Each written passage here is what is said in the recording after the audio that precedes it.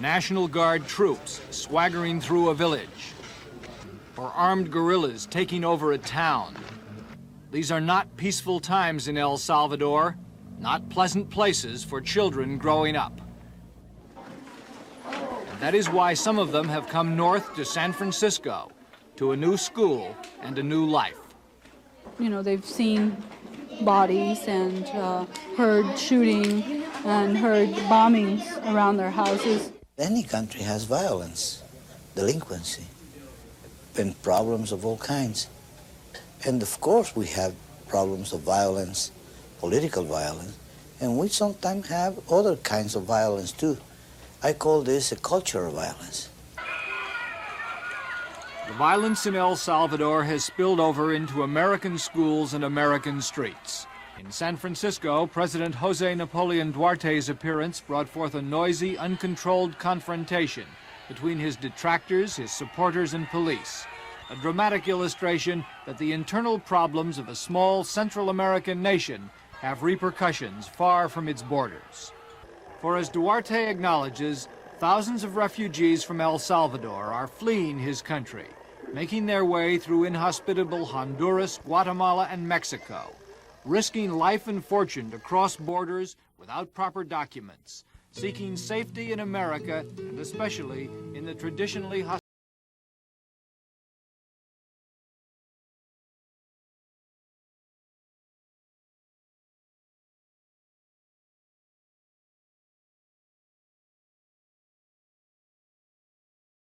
in the city from Central America have a certain sameness about them, but also a dramatic, compelling intensity. They are personal tales of adventure and tragedy and hope. They relate how innocent people's lives and fates can be caught up in the complexities of war, revolution, and international politics. San Francisco's Mission District can be a lonely place for a 14-year-old boy thousands of miles away from his home in Central America.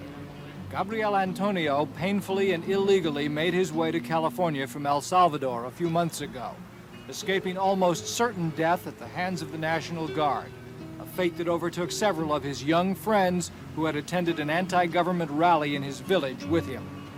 Someday soon, Gabriel would like to go home. My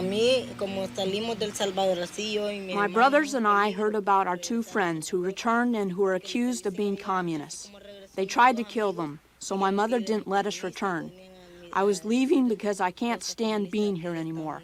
I can't handle it because it's not my life. And besides, when I don't work, I don't feel good. While Gabriel may feel alone in this new land, he certainly is not alone. Thousands of his fellow Salvadorans have made the same difficult and dangerous journey to an uneasy freedom. They are fleeing a country engulfed in civil war, where it seems no one is safe. Much of the Salvadoran oligarchy has escaped to Miami from what they fear is the life-threatening tyranny of the anti-government leftist guerrillas. But it is the armed forces that strike fear into the hearts of students, teachers, unionists, and others who want to reach North America, far from what they perceive as the overzealous anti-communism of the military. For those who remain behind, the evidence of danger from the right or the left is all too obvious. Nearly 200,000 Salvadorans are leading disrupted, ill-fed lives in refugee camps within their own country, afraid of violence in the countryside, forced away from their homes by war between government forces and guerrillas. In many cases, male family members are missing, taken away by the authority, leaving the women struggling to keep the children together and alive in a dangerously chaotic situation. It is little wonder, then, that Vicente Platero has gambled everything on an undocumented trip north to the United States, hoping he can eventually bring his wife and 4 children here and somehow get them to the Bay Area. Platero works as a handyman at a machine shop in San Francisco. His troubles not yet over, his past very much a part of his present. In El Salvador, Platero was a tugboat operator and a union member. The National Guard began to look for me at my home, but they didn't find me because I was working. I was labeled red on the work logs, which the guards have at the gates. What about some of the other members in your union? What's happened to them? ¿Qué ha pasado con otros miembros del sindicato? Pues lo que ha pasado es que What has happened is that they are now dead. Some were found decapitated, and others were found machine-gunned, for the simple reason that they were members of the union to which I belonged. If I had not left my country, I would be dead today, decapitated, because that's the latest fashion in which we're being massacred in my country. Refugees like Platero often arrive in the Bay Area with little more than the clothes on their backs. They travel light, most of their money paid out along the way in bribes to officials and fees to coyotes who smuggle them across the border. They arrive for the most part without papers, sometimes seeking out friends or relations who have established a home or at least a refuge in the Bay Area. For since World War II, the San Francisco region has played host to multitudes of Central Americans. Often, they gravitate to the Mission District, which has long been home to the city's Latino population. Signs of the refugees' presence are all around, although the refugees themselves blend into the population and become essentially invisible. Casa Nicaragua was, and to a lesser extent still is, a center for those who escaped from civil war in Nicaragua in the late 70s, as Anastasio Somoza's regime began to crumble. Although most of Casa Nicaragua's original members have returned home, a small cadre remains in San Francisco, supporting the leftist Sandinista government back home. Casa Nicaragua also lends support to its much newer counterpart, Casa El Salvador, a storefront headquarters where volunteers and political activists can offer contacts and a place to while away the idle days for refugees waiting for the Civil War to end, waiting to hear it's finally safe to go home. Most of the 200 or so Salvadorans who make it to San Francisco each week are young men who have left their families at home or somewhere along the way or dead. Most are anxious that word of their presence here not get back to El Salvador, where family members would be endangered or their own eventual return would be jeopardized. Jose Rene Franco, that's not his real name, isn't quite so worried about that, since his family has left El Salvador.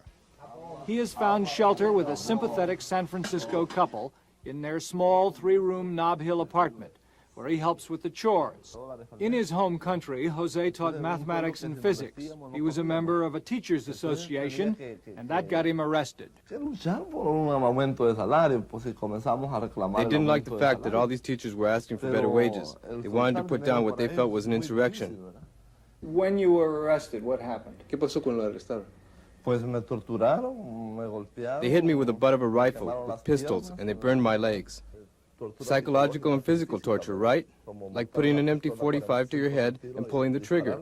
Or they leave you hanging by your arms all night. When he finally escaped, Jose Franco, like many Salvadoran refugees, got help and advice from Amigos del Salvador, a Catholic-sponsored refugee operation housed in an unused Catholic school in San Francisco and run by Sandra Gutierrez. She has arranged lodging and clothing for many of the Salvadorans who somehow find their way to this vacant convent. She also finds them shelter elsewhere and tries to arrange for jobs, but that's more difficult, for the refugees are, for the most part, undocumented illegal aliens. It's up to people such as our program. A lot of churches have been active in meeting their needs. A lot of people that are concerned just out of a humanitarian way of thinking to help these people. These people are coming. They'll be coming more as the situation gets worse in El Salvador. They need medical exams. They need housing, employment. The city is not able to provide for them, so it's up to us to help them. Sometimes she counsels refugees on how to apply for political asylum in the United States. But most Salvadorans, like 62-year-old farm worker Manuel, will not risk contact with any officials, American or Salvadoran. In fact, the stories Sandra has heard have convinced her that the Salvadoran military forces are responsible for most of the deadly persecution in El Salvador. Manuel went looking for his missing son and was tortured by the soldiers he asked for help. The sergeant went and got a club and untied my hands, and he put me on all fours, and he called me a son of a whore. and he hit me 11 times. And my son watched them hit me and saw how they were torturing me.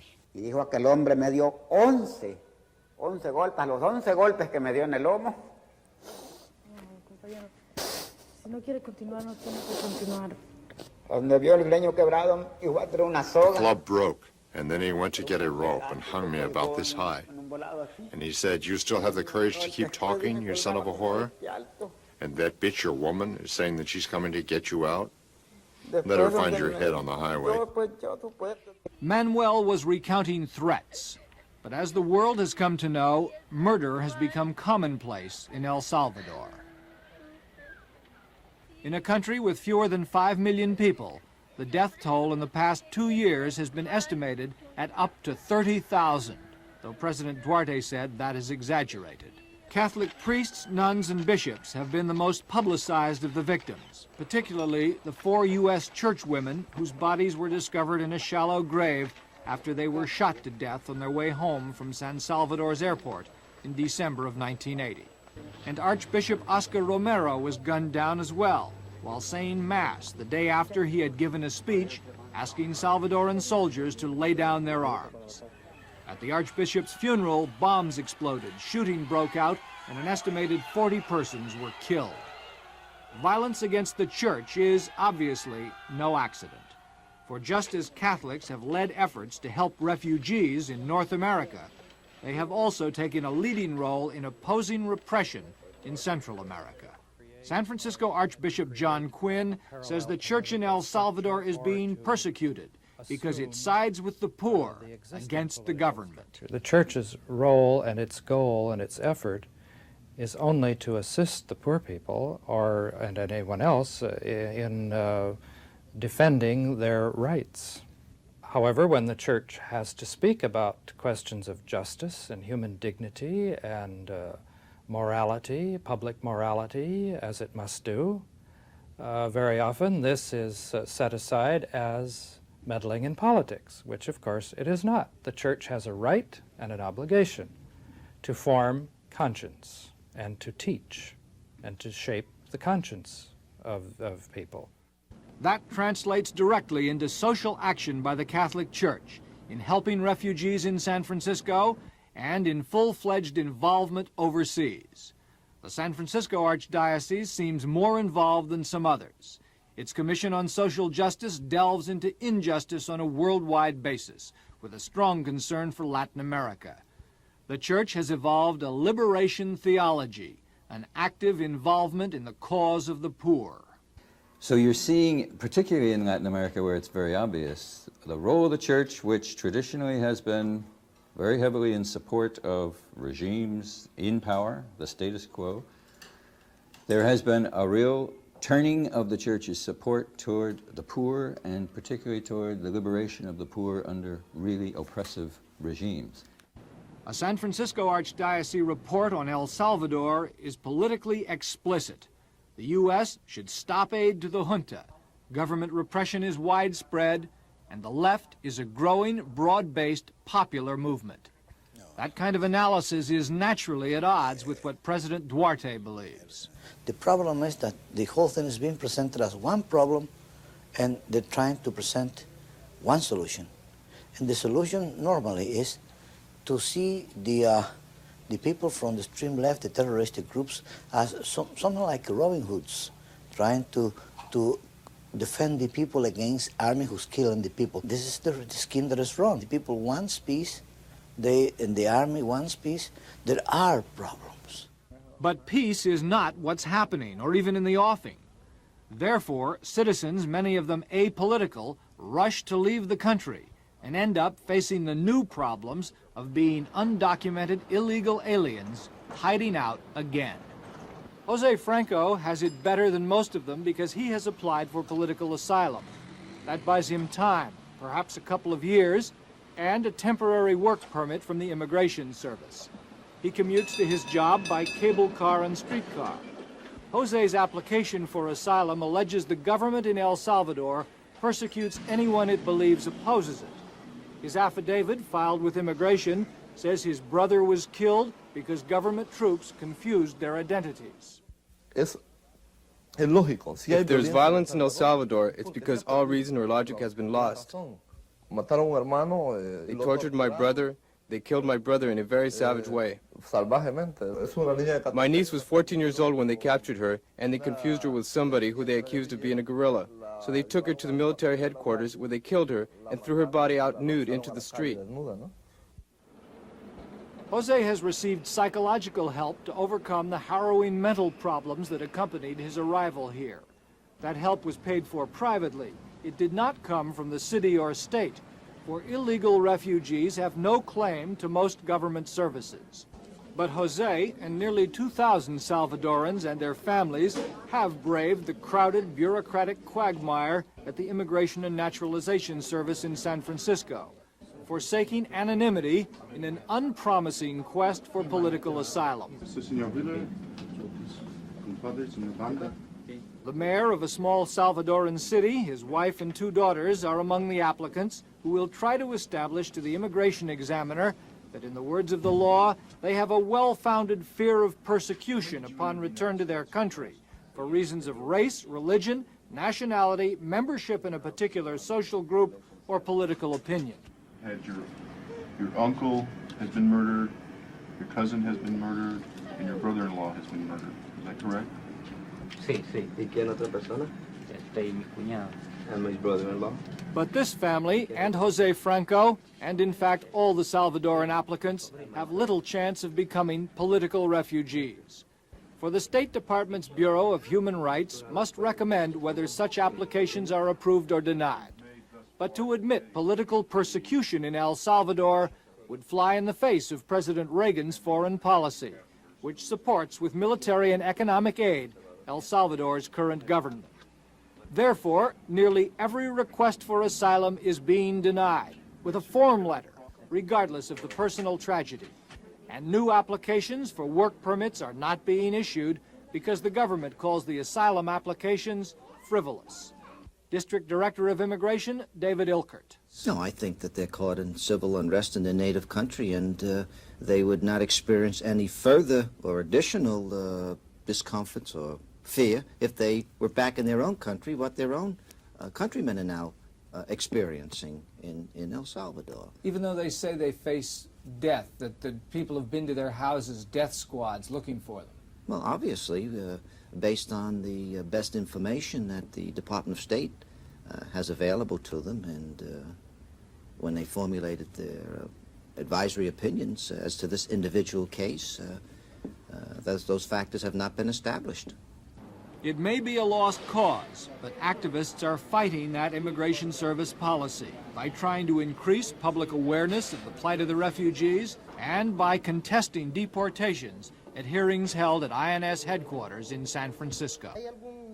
Jose Rosales has testified several times that he was a member of right-wing death squads and took part in 2 assassinations. The Army, in order to identify who is and who is not a subversive, does an analysis. But when orders are given, they violate the orders and often take matters into their own hands. But documenting to the immigration court's satisfaction that persecution actually takes place, that returnees do in fact face death on being deported home, has been an insurmountable problem for immigration attorneys like Mark Vanderhout. Well, obviously, the people who are dead can't testify that they weren't involved in political activity, and that's the major problem. But there are people who know people who have been killed who have not been involved in political activity. They know that people are taken out of their houses in the middle of the night, mutilated and killed. Currently, about 5,000 applications for political asylum from individuals and families are pending, unacted upon, nationwide. If the past is any indication, all will be denied. Those who are denied political asylum or those who don't apply for it and are caught face deportation, just as these undocumented Mexicans do. A one-way plane ticket to El Salvador. And that outrages the few Americans, like Father Cujolan Moriarty, who are organizing help for the refugees. And we've lost our right to be called foremost, in as far as human rights go. As I say, we're just doing things that to me are very un-American and certainly inhumane. It's like sending a Jew back to Nazi Germany. It's just, to me, it's as simple as that. But former diplomat Lawrence Silberman says it's not that simple. A San Franciscan who made a fact-finding trip to Central America for the incoming Reagan administration, Silberman supports U.S. government policy that denies asylum to some refugees. Now a banker, he says most immigrants come here for economic reasons. Well, there is persecution going on in countries all over the world. In fact, there are precious few countries in which there is no persecution. If the United States were to open its arms to all people all over the world who did not live in a totalitarian or authoritarian government where there could be persecution, we would be swamped with hundreds of millions of immigrants, and we couldn't possibly take them. Many Salvadorans are obviously caught in the midst of a deadly international political game. The Reagan administration believes that all opposition to the Salvadoran government is Cuban-inspired and Marxist, and they deny that there is persecution. But the governments of Mexico and France have recently recognized the guerrillas, and the United Nations High Commissioner for Refugees has told the Reagan administration that by deporting Salvadoranians, they may be endangering thousands of lives and violating international law. Those conflicts and the Civil War itself are played out with varying degrees of violence on the streets of San Francisco. Here, demonstrators organized at Casa El Salvador march peacefully, joined by activists from around the Bay Area.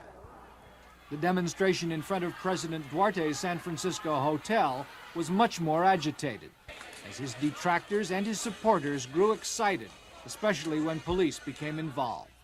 Those San Franciscans who support Duarte and oppose the revolution in El Salvador form a far different group in outlook and style than the anti-government activists. This faction, which includes a few refugees, endorses a more rightist, staunchly anti-communist policy. FOOPS, United Salvadoran Patriotic Forces, is meeting at the San Francisco home of a supporter. These Salvadorans say that most of the violence in their country stems from the guerrillas, not the National Guard, and that is what causes people to flee the country. FOOPS organizer Rene Carmona. The majority of those who are fleeing have belonged to guerrilla groups. They flee because they themselves execute those who want to get out of the group. Then they want to take the country into total chaos, and they threaten not only the rich. Because there are no longer any rich people there, they threaten anyone. These rightists, some of whom have lived in the Bay Area since World War II, see the war in El Salvador and its echo here in simple terms. The issue is that the guerrillas are fighting for the power to institute in our country a Marxist-Leninist government, curtailed by Fidel Castro, by Nicaragua, and in the back of the whole thing is Russia.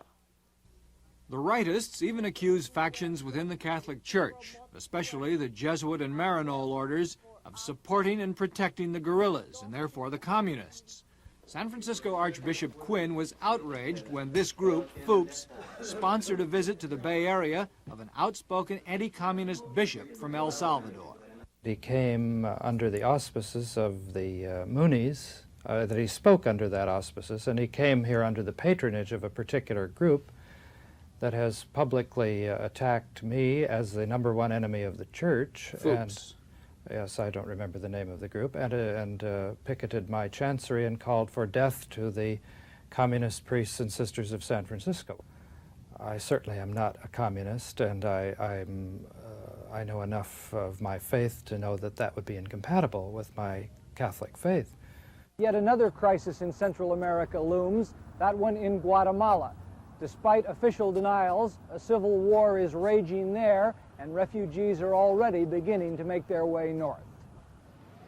Juan Toll is one of them, and like most, he is in America illegally and is not anxious for officialdom either here or in Guatemala to see his face or know his real name.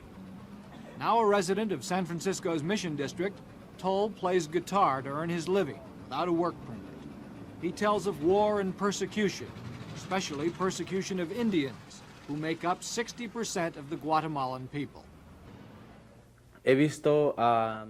I have seen some students who have had their nails pulled out and their eyes poked out.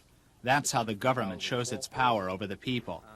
Another time, the military arrived in a small town and pulled people out of their homes in the middle of the night because they said they were looking for guerrillas. Where can we, the Indians, claim our rights? Things are always like that, and that's why the left formed against the government. It is incredible that stories as frightening and shocking as that can sound so routine because they are so commonplace in parts of Latin America. Father Ron Burke, now co-pastor of a suburban parish in San Bruno, has his stories too, his evidence of trouble in Guatemala that is having an effect in the Bay Area. Father Burke worked with the Indians in northern Guatemala for 12 years, a missionary assigned to Central America from San Francisco. He left a few months ago in fear for his life. In all of the areas that the Departamento of Chimaltenango, we have some of the best, you have had some of the best potential for the Indian leadership in Guatemala. They're being systematically assassinated. What do you mean systematically assassinated? Well, for each town there's a hit list. You were on the hit list. I was the first name on the list. And the second one was Pio Coban, who was our parish council president a couple of years ago. 41 years old, left 5 children behind. They tortured him, and when they found his body 2 days later, there were 8 bullet holes. And in his hand was the hit list for our town. But the Guatemalan government and its New York public relations firm would rather leave the impression that progress is being made in social reforms, the country is at peace, and that any so-called refugees are leaving for economic and not political reasons. Meanwhile, refugees from Guatemala and El Salvador, just like their neighbors from Nicaragua before them, continue to flock to California and the Bay Area. Nobody knows the exact numbers, but immigration has apprehended about 14,000 Salvadorans alone nationwide in just under a year, mostly in California. And more than half of those are sent back despite the efforts of support groups to publicize their plight and to influence American foreign policy. For Jose Rene Franco, on his way to work, those political battles are best left to others. Like most refugees, he claims to be apolitical, caught in the crossfire, deprived of a chance to teach math and physics.